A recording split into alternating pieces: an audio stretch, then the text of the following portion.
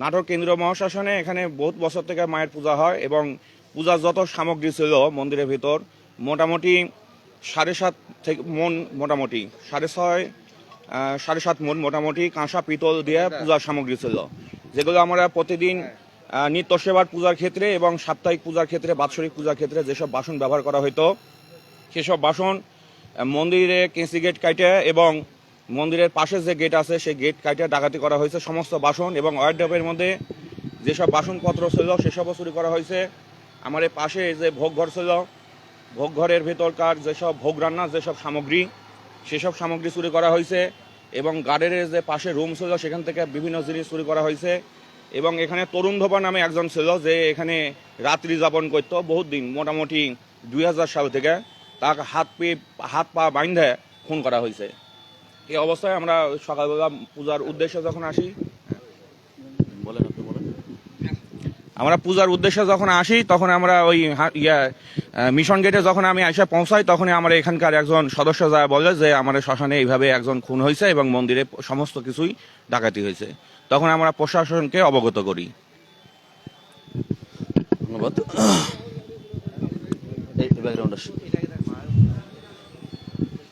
দর্শক, সজাগ নিউজ আপনাদেরকে স্বাগতম। সেই সাথে আমি কাউসার হাবিব যুক্ত হয়েছি নাটোরের হরিশপুর কেন্দ্রীয় মহাশ্মশানে, এবং যে ঘটনা বর্ণনা দিচ্ছিলেন যে এই মন্দিরের পুরনো যে কাঁসার বাসন বা 3টি ঘরে যেগুলো আসবাবপত্র ছিল সেগুলো রাতে ডাকাতি হয়েছে। ডাকাতি হওয়ার পরে এখানে একজন ছিল তরুণ ধোপা নামের, তাকেও হত্যা করা হয়েছে এমনটা তারা দাবি করছে। এবং সেই সাথে এখানে কিন্তু দেখছেন যে প্রশাসনের সকল স্তরের কর্মকর্তারা কিন্তু ইতিমধ্যে এখানে উপস্থিত হয়েছেন। আমরা এখানে আরও যারা রয়েছে তাদের সঙ্গে কথা বলার চেষ্টা করব এবং সেই সাথে এখানে আসলে কি ঘটনা ঘটেছিল, কটার সময় ঘটনা ঘটেছিল সেটাও আমরা জানার চেষ্টা করব। আমাদের সঙ্গে থাকুন। এবং আপনাদেরকে বলে দিই, নাটোরের হরিশপুর যেটি কেন্দ্রীয় মহাশ্মশান নামে সুপরিচিত, এবং এই শ্মশানেই কিন্তু যে পুজো করা হয়, পুরোহিত যেখানে পূজা করে, এখানে কিন্তু পুরনো দিনের যে কাঁসার জিনিসপত্রগুলো, আসবাবপত্র ছিল সেগুলো কিন্তু তারা দাবি করছে যে এখান থেকে সেগুলো নিয়ে যাওয়া হয়েছে, ডাকাতি করা হয়েছে এবং পরবর্তীতে এখানে যে ছিল তরুণ ধোপা নামের, তাকে হত্যা করা হয়েছে এমনটা দাবি তাদের রয়েছে। সেই সাথে আমি যুক্ত রয়েছি এই কেন্দ্রীয় মহাশ্মশানে, এবং কয়টার সময় ঘটনা ঘটেছে আমি একটু জানার চেষ্টা করি। আমরা একটু ভেতরের দিকে যাব, আরো কয়েকজন এখানে ছিল, আমরা তাদের সঙ্গে একটু কথা বলার চেষ্টা করব আসলে ঘটনাটি কি হয়েছে। মূলত এই জায়গাটিতে হাত পা বেঁধে আমরা কিন্তু দেখতে পাচ্ছি যে এখানে কিন্তু একটি লাশ পড়ে রয়েছে। আমরা একটু জানবো এখানকার যারা দায়িত্বরত রয়েছে তাদের সঙ্গে একটু কথা বলার চেষ্টা করব, তাদের সঙ্গে যে আসলে কি ঘটনাটি ঘটেছিল। আপনি কি এখানকার? আমি এখানকার না বলতে, এখানে থাকে যে ভীমদুলার কি ঘটনা হয়েছিল, কখন হয়েছিল? আমি সুবল কুমার দাস, এই হরিশপুর কেন্দ্রীয় মহাশ্মশানের সিনিয়র সহসভাপতি। আমরা ঘন্টাখানিক আগে আমরা এখানে আমাদের যে গার্ড থাকে, গার্ড নাইটে থাকে না, এখানে নাইটে কেউ থাকে না, গেটে তালা মারা থাকে। ওরা সকাল 8টা 9টা যে কোনো সময় আসে। আজকে 9টার পর এরা এসে খোলা পর ভিতরে এসে দেখে গেট বন্ধই ছিল। গেট খোলার ভিতরে এসে দেখে যে বারান্দার পরে ওই পাগলটা, মানে পাগল বলে বলি, ফুলানা পাগল ঠিক সে না, তো এখানে শ্মশানেই থাকতো। সে 2000 সাল থেকে এখানে থাকতো, বাইসা যেত না, এখানে খাইতো টাইতো, লোকের কাছে চায়া চিনতে চলতো এবং সবাইকে খুব শ্রদ্ধা করতো, সম্মান করতো। এই শ্মশান ছাড়া ভালো লাগে না তার, এবার সে থাকতো এখানে, যার জন্য তাকে আমরা আর বেশি করতাম না। আজকে সকালে আমার গার্ডের ভিতরে এসে দেখে তাকে হাত পা বাঁধা অবস্থায় টেবিলের সঙ্গে, তাকে কে বা কারা তাকে মেরে ফেলছে, মুখ বাঁধা, হাত পা বাঁধা। তখন আমাদেরকে খবর দেয়, তখন আমরা খবর পাওয়া পরে এই যে চলে আসছি শ্মশানে, প্রশাসনে বিভিন্ন জায়গায় খবর দিচ্ছি, তারাও আসছে। আসার পর দেখা গেল যে তাকে মারা হয়েছে। এবং মন্দিরের যে কটা মন্দির আছে, মন্দিরের সমস্ত ভিতরে তালা ভাঙা পর ভিতরে গিয়ে তারা যত পুরাতন যেগুলো আমাদের সব এই কাঁসা পিতল তামার যেগুলো দামি দামি সব ইয়ে ছিল, এগুলো আর কিচ্ছু নাই, পরার থেকে শুরু করে এভরিথিং সমস্ত কিছু তারা নিয়ে চলে গেছে। লাইট, বড় লাইটের ছিল, এগুলোও নাই, মোটামুটি একদম মানে কিছু রেখে যায়নি আর কি, যা ছিল এগুলা শুধু সিলভার প্লাস্টিক ছাড়া আর কিছুই নাই এখানে পড়ে আছে। আর তাকে এই অবস্থায় মেরে গেছে এই পর্যন্ত। ওনার বাড়ি নাটোর শহরের ভিতরে, ওই আপনার হলো এটা হলো আলাইপুর। তার একটা ছেলে একটা মেয়ে আছে, তারা আসছে, তার ভাইয়েরা আসছে, এখানে সবাই চলে আসছে। আমরা খবর পাঠাচ্ছিলাম যেভাবে পাচ্ছি, মোটামুটি খবরটা ছড়াই গেছে নাটোরে, সবাই চলে আসছে এখানে, তারাও এখানে শ্মশানের ভিতরেই আছে। আরেকটা বিষয় জানবো, আপনাদের এখানে সিসিটিভি আছে তো? না, সিসিটিভি সিসি নাই, এখানে কিছু রাখা যায় না। একটা বাল্ব লাগলে বাল্বও থাকে না, এক রাতেই শেষ, নিয়ে চলে যায়। কিছু রাখা যায় না, কিচ্ছু রাখা যায় না এখানে।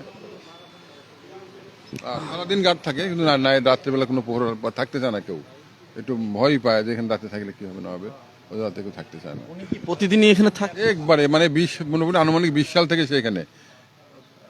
ওর কোনো কর্মকাণ্ড কিছু না, ও খালি যারা আসে তাদেরকে খুব সম্মান করে, সালাম টালাম দেয়, আদব দেয়, যা যে সম্মান করে। হয়তো কেউ 10-5 টাকা হাতে দিল, কিছু খেলো, শ্মশানে প্রতিদিন প্রোগ্রাম হয়, সেখানে প্রসাদ টসাদ থাকলে সেটা খেলো, এরও কিছু খেলো। শহরে চলে যাচ্ছে, শহরে যাই দোকানে দোকানে ঘুরে বেড়াচ্ছে, আত্মীয় স্বজন আছে সেখানে যাচ্ছে।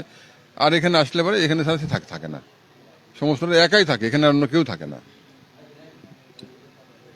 তাহলে আপনাদের কি পরিমাণ অর্থ অর্থাৎ মালামাল? মুহূর্তে আনুমানিক আমি এভাবে তো কোনো মূল্য নির্ধারণ করে বলতে পারবো না।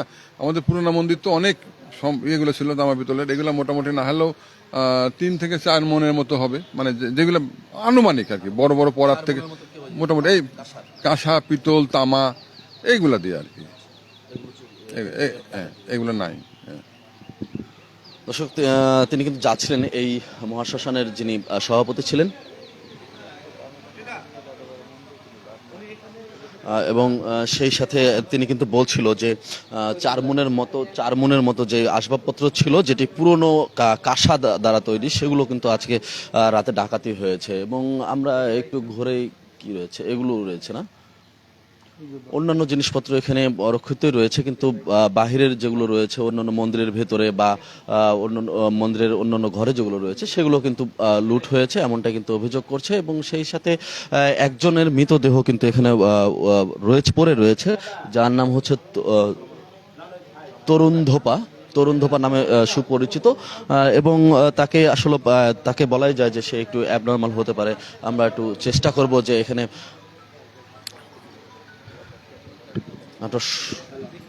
কথা বলার চেষ্টা করি।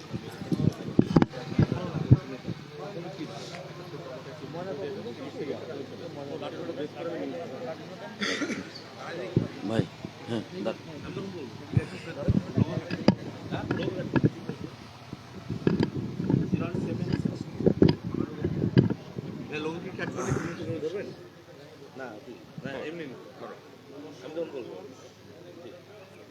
অদ্য সকাল অনুমান 10:30 ঘটিকার সময় আমি সংবাদ পাই হরিশপুর মহাশ্মশানে একজন মৃত ব্যক্তি পড়ে আছে।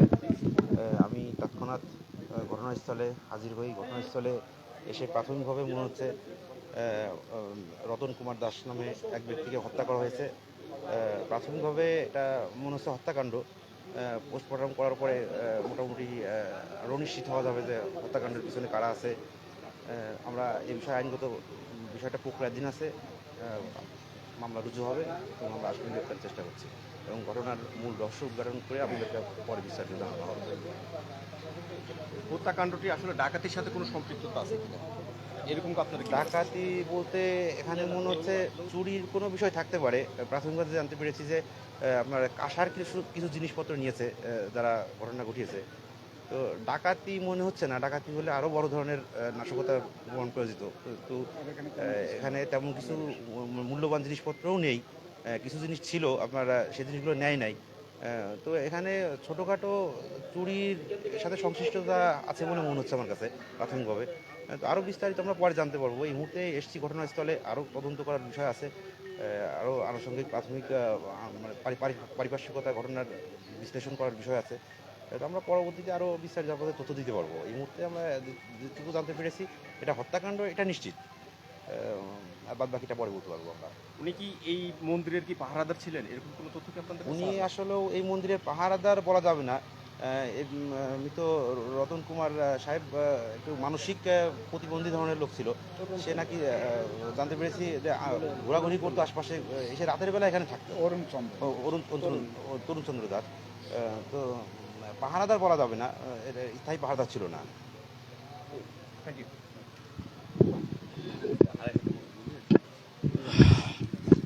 দেখি সেটাতে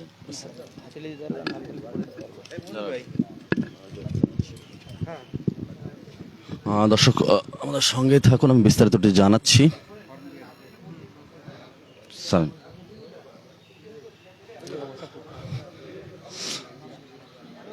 কিছুক্ষণ আগে কিন্তু নাটোর সদর থানার অফিসার ইনচার্জ আমাদের সঙ্গে মাহবুবুর রহমান তিনি কথা বললেন। তিনি কিন্তু বলছিলেন যে এটি আসলে তারা প্রাথমিকভাবে ধারণা করছে এটি একটি হত্যাকাণ্ড, এবং সেই সাথে যেই মালামালগুলো চুরি হয়েছে সেই বিষয়ে তিনি বললেন যে যে জিনিসগুলো চুরি হয়েছে সেটা চুরির সাথে হয়তো বা সম্পৃক্ততা রয়েছে, এমনটাই কিন্তু তারা প্রাথমিকভাবে ধারণা করছে। পরবর্তীতে তদন্ত সাপেক্ষে বিষয়গুলো উঠে আসবে এমনটা তিনি বললেন। এবং আমি কাউসার হাবিব যুক্ত রয়েছি নাটোরের হরিশপুর কেন্দ্রীয় মহাশ্মশানে, যেটা কিনা আজকে রাতের যে ঘটনা সেই ঘটনাটি কিন্তু জানালো যে এই জায়গাটিতে অর্থাৎ অরুণ ধোপা নামের একজন ছিল, যে কিনা গার্ডও নয়, আসলে সে মূলত এখানে বিভিন্ন সময় থাকতো। সেই সময়টিতে আজকের রাতের যে ঘটনা, যে এই মন্দিরে কিন্তু বিভিন্ন পুরনো দিনের যেই আসবাবপত্র ছিল সেই আসবাবপত্রগুলো এখান থেকে লুট হয়েছে এমনটা দাবি করেছে এখানকার সভাপতির সঙ্গে কিন্তু আমরা কথা বলছিলাম। যে পুরনো দিনের কাঁসার আসবাবপত্র প্রায় আনুমানিক তারা বলেছে যে 4 মণের মতো ওজন হবে। এই মালামালগুলো লুট হয়েছে এবং আরো অন্যান্য যে আসবাবপত্রগুলো ছিল সেগুলো চুরি হয়েছে এমনটা তিনি দাবি করেছেন। এবং পাশে পড়ে থাকা কিন্তু যিনি রয়েছে, যাকে মৃতদেহটি যে উদ্ধার করা হয়েছে, তার পরিচয়টি যেটি জানা গিয়েছে যে তিনি তরুণ ধোপা নামেই সুপরিচিত। তার বাড়িটি হচ্ছে আলাইপুরের এই জায়গাটিতে তিনি বললেন, এমনটাই কিন্তু আমরা জানতে পেরেছিলাম। এবং নাটোর সদর থানার অফিসার ইনচার্জ মাহবুবুর রহমানের সঙ্গেও আমরা কথা বলেছি। তিনি কিন্তু আমাদেরকে জানালেন যে এটি একটি আসলে তারা প্রাথমিকভাবে ধারণা করছে এটি একটি হত্যাকাণ্ড, এবং চুরির ঘটনা তিনি আজ করতে পেরেছেন। এবং পরবর্তীতে এটি তদন্ত সাপেক্ষে এই ব্যবস্থা করবেন এমনটা বলছে। এবং কেচি গেট যেটি, সেই কেচি গেটটি কেটে তারা বলছেন যে কেচি গেটটি কেটে এখান থেকে সেই ডাকাতির ঘটনাটি ঘটেছে এমনটা তিনি বলছিলেন। আমি নাটোরের হরিশপুরের কেন্দ্রীয় মহাশ্মশানে ছিলাম এবং মহাশ্মশান থেকে আপনাদেরকে জানাচ্ছিলাম সেই খবরাখবর। এবং সেই সাথে আপনারা কিন্তু দেখছেন যে এখানে কিন্তু সেনাবাহিনীর সদস্যরা, পুলিশের পাশাপাশি সেনাবাহিনীর সদস্যরাও কিন্তু উপস্থিত হয়েছেন। তারা এখানে দেখে গিয়েছেন এবং পুলিশ সদস্যরাও কিন্তু এখানে উপস্থিত রয়েছেন, গোয়েন্দা সংস্থারাও কিন্তু এখানে উপস্থিত রয়েছেন। তো সবাই ভালো থাকুন, সুস্থ থাকুন, সজাগ নিউজের সঙ্গেই থাকুন।